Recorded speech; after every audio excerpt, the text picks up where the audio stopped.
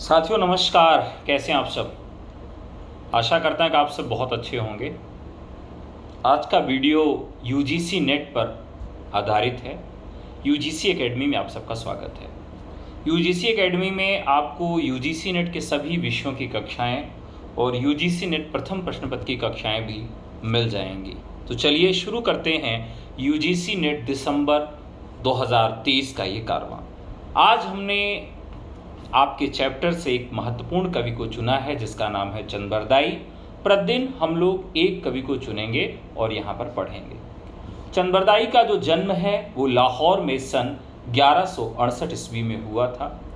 रासों के अनुसार चंद्रबरदाई जो थे वो भट्ट जाति के थे और इनका गोत्र जो था वो जगात था और इनके पूर्वज पंजाब में रहते थे। और गुनाराज चंद्रबरदाई की दो पत्नियां थीं, कमला और गौरन, जिनसे 10 बेटे सुर, सुंदर, सुजान, जल्हण, वल्लभ, बलभद्र, केहरी, वीरचंद्र, अवधूत तथा एक पुत्री राजाबाई हुई थी। यद्यपि बहुत विद्वान इससे सहमत नहीं होते हैं। आचार्य रामचंद्र शुक्ल ने कहा है कि चंद हिंदी के प्रथम महाकवि माने जाते हैं और इनका पृथ्वीराज रासो हिंदी का प्रथम महाकाव्य है। चंद्रबरदाई का मूल नाम बलिद्य और अन्य नाम पृथ्वी भट्ट भी माना जाता है। चंद्रबरदाई दिल्ली के अंतिम सम्राट महाराज पृथ्वीराज चौहान के सामंत और राजकवि के रूप में भी प्रसिद्ध हैं।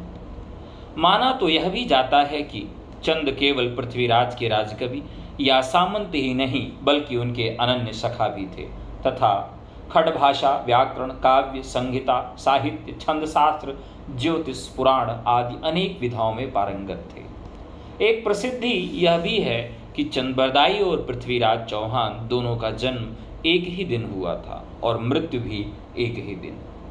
चंद्रबरदाई को जालंधरी देवी की कृपा प्राप्त थी जिसके कारण ये अदृष्ट काव्य भी कर सकते थे। ये बहुत ही महत्वपूर्ण प्रश्न है, पूछा भी गया है यूजीसी नेट में कि इन्हें किसकी कृपा प्राप्त थी। तो चंद्रबरदाई को जालंधरी देवी की कृपा प्राप्त थी और ये किस प्रकार का काव्य रचते थे देवी की कृपा से, तो अदृष्ट काव्य भी रच सकते थे। चंद्रबरदाई की प्रसिद्धि का कारण जो है उनके द्वारा रचित 2500 पृष्ठों का ग्रंथ पृथ्वीराज रासो है।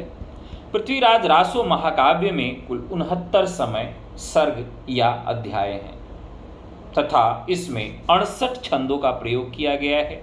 मुख्य छंदों में कवित, छप्पय, दूहा, त्रोटक, त्रोमर, गाहा, आर्या आदि छंद प्रमुख हैं।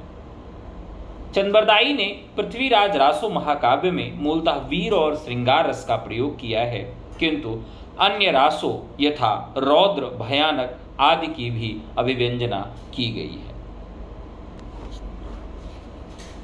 हजारी प्रसाद द्विवेदी और नामवर सिंह ने पृथ्वीराज रासो की पुस्तक संपादित की और उस पुस्तक में वो लिखते हैं, पृथ्वीराज विजय के अनुसार पृथ्वीराज सोमेश्वर और कर्पूर देवी के पुत्र थे।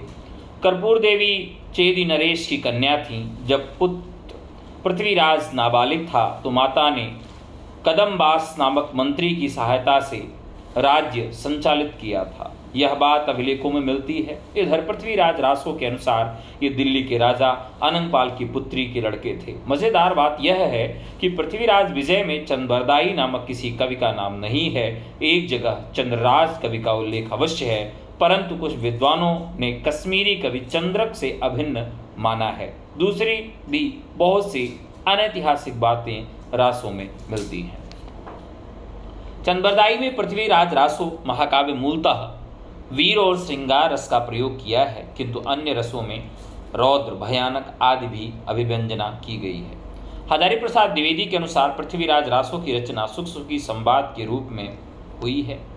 पृथ्वीराज रासो में प्रायः सभी महत्वपूर्ण अलंकार यथा अनुप्रास, यमक, रूपक, वक्रोक्ति, श्लेष, उपमा, उत्प्रेक्षा, अतिशयोक्ति, प्रतिबिंब, मानवीकरण, विभावना का सुंदर व सहज प्रयोग हुआ है। पृथ्वीराज रासों में मूलतः छप्पय छंदों का प्रयोग हुआ है, इसी कारण चंद्रबरदाई को छप्पय का राजा कहा जाता है। डॉक्टर नगेंद्र ने पृथ्वीराज रासों को घटना कोश कहकर पुकारा है। ये बहुत ही महत्वपूर्ण कथन है। श्याम सुंदर दास और उदयनाथ तिवारी ने इस महाकाव्य को विशालकाय महाकाव्य कहा है। बाबू गुलाब राय ने पृथ्वीराज रासों को स्वाभाविक विकासशील महाकाव्य कहा है। कायमासवत पृथ्वीराज रासों का अति महत्वपूर्ण सर्ग माना जाता है। शुक्ल जी ने हरप्रसाद शास्त्री द्वारा प्राप्त चंद्रबरदाई का एक वंश वृक्ष भी प्रस्तुत किया, जो शास्त्री जी को नानूराम भाट से प्राप्त हुआ था। इसके अनुसार चंद के 4 पुत्र थे, जिसमें चौथा पुत्र जल या जलहण था।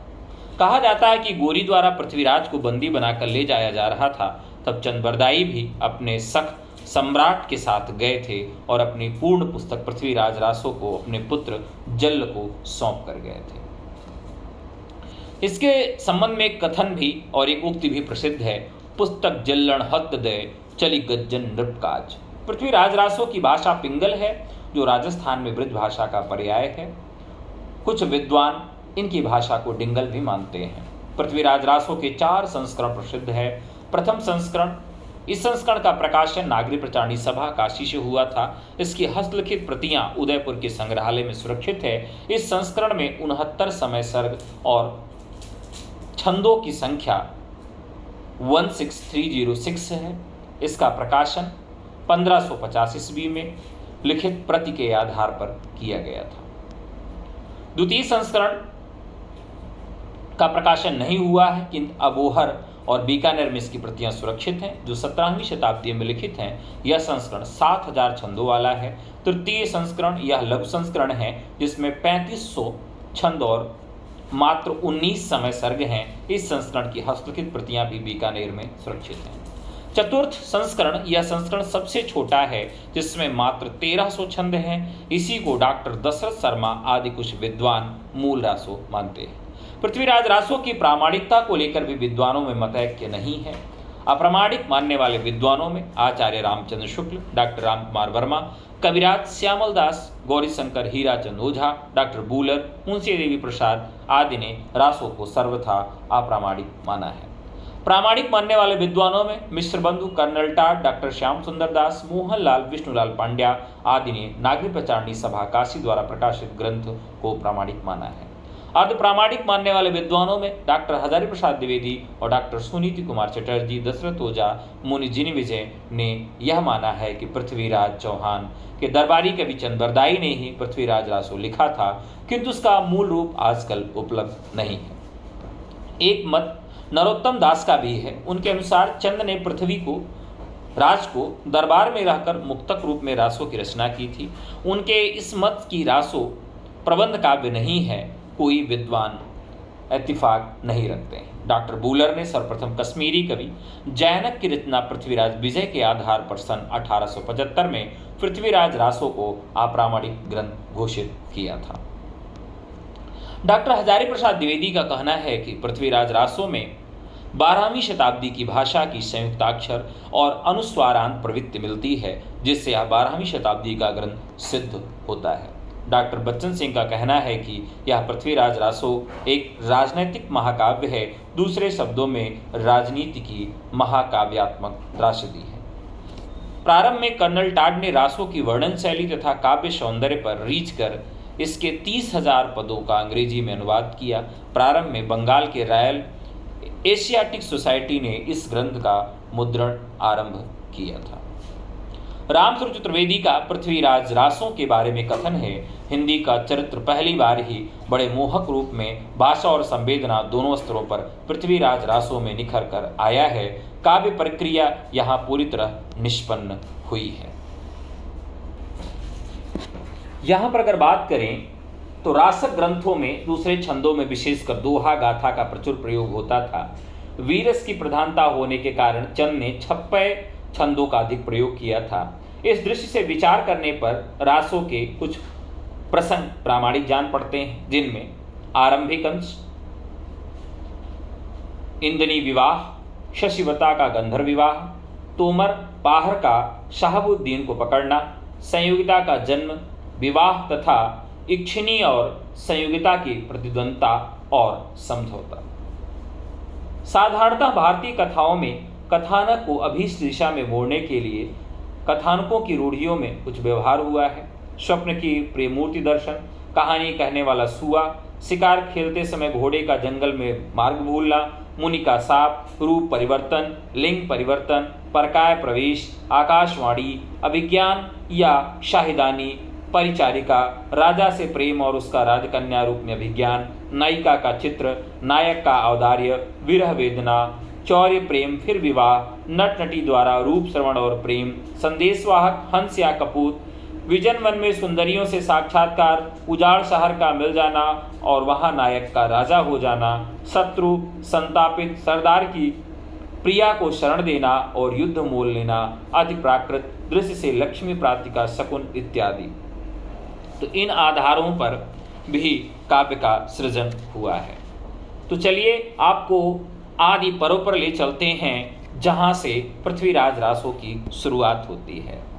आदिदेव प्रणम्य नम्य गुरम्य वाणीय वंदे पयम, सृष्टिधारण धार्यम वसुमती लक्षीस चरणाश्रयम, तुंगुं तिष्ठति ईश दुष्ट दहनम सुरनाथ सिद्ध श्रयम, चिरचम जंगम जीव चंदनमयम सर्वे वरदावयम। तो इस प्रकार से आदि पर्व में साटक से यहाँ पर इसकी शुरुआत की गई है। इसमें विशेष प्रकार के छंदों का प्रयोग किया गया है और इस छंद में दोहा को दूहा कहा गया है। एक दूहा का उदाहरण आपको आदि पर्व से मैं बताता हूँ। कुमति मति दशरथ तिहि विधि बिनान श्रब्बान, तिहि रासो जो पवित्र गुण सरसो ब्रन्न रसान। तो ये दूहा है। एक कवित्व की छटा भी आपके सामने प्रस्तुत करता हूँ पृथ्वीराज रासों से। जा दिन ब्याहि सोमेश, त दिन अमृत मनुदित, ता दिन वीर बेताल काल, कलहागम कुदित, ता दिन अवनी उमहीय पुत्र इह भार उतारई, छत्र तेज छित छज्ज देव दानव पुतारई, ता दिन सुसार सज्जा समह भ्रम अंतर कायर कपे, मानिक राह अनगेस घर पानी ग्रहण न जिद थपे। तो इस तरह की कुंडलिया, दूहा, कवित्व, गीता और मालची छंदों का भी प्रयोग हुआ है और सबसे ज़्यादा दूहा और कवित्व का प्रयोग किया गया है। कहीं कहीं पर भुजंगी छंदों का भी प्रयोग पृथ्वीराज रासों में किया गया है और पृथ्वीराज रासों की जो प्रतियां प्राप्त होती हैं और उसकी प्रामाणिकता भी उससे सिद्ध होती है और कुछ लोग इसे अप्रामाणिक भी उसी आधार पर मानते हैं। तो ये वीडियो आपको कैसा लगा आप ज़रूर बताइएगा। यूजीसी एकेडमी चैनल को सब्सक्राइब करिए। यूजीसी नेट हिंदी की संपूर्ण वीडियो आपको इसमें मिलेंगे और क्रम से आपको एक एक रचना के विषय में पूरा सिलेबस आपको यहाँ पढ़ाया जाएगा, बताया जाएगा। तो इस श्रृंखला से जुड़ने के लिए आप केवल चैनल को सब्सक्राइब करिए और पर डे यहाँ पर आपको यूजीसी नेट और हिंदी के वीडियो मिलते रहेंगे। तो आज के लिए इतना ही, दीजिए इजाज़त, फिर मिलते हैं एक नए वीडियो में। तब तक के लिए नमस्कार, जय हिंद, धन्यवाद।